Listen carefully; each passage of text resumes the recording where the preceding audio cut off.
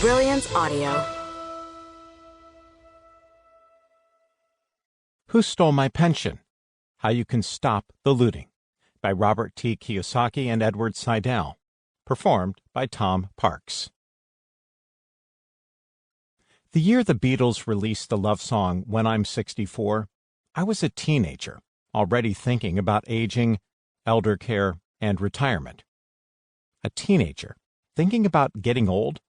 That seems unlikely. Let me explain. I spent my teenage years in Uganda, East Africa with my father until one day in July of 1971 he failed to return from a journey, a safari, as we'd say in Swahili, to a remote part of the country. He and I had celebrated my 17th birthday a few days before he disappeared. My father was an American doctor of gerontology teaching at Uganda's Makerere University and conducting field research into care of the aged, the elderly, in African traditional societies. Why did he choose to study how Africans took care of their elderly?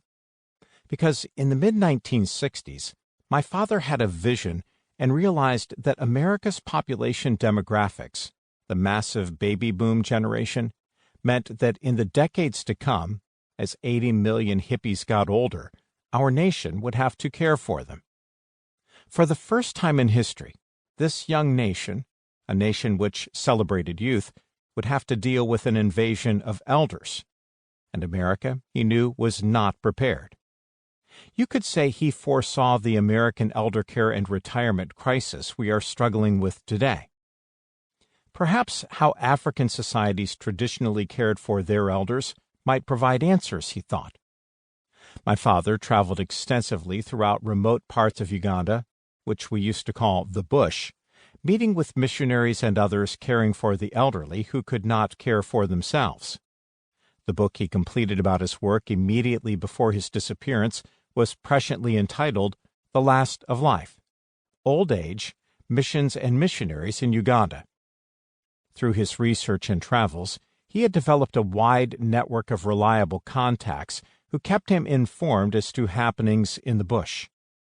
Years later, I learned he used the intelligence network he developed to also provide information to our government.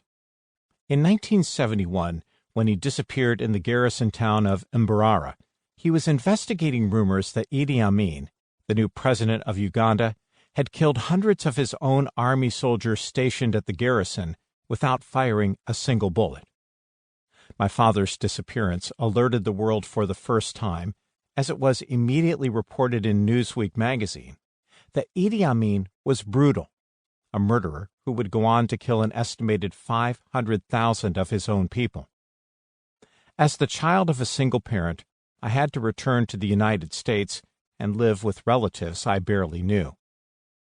Since my father had disappeared and was presumed dead, but his body had not been found, his estate could not be probated, his life insurance benefits would not be paid, and even Social Security survivor benefits were unavailable.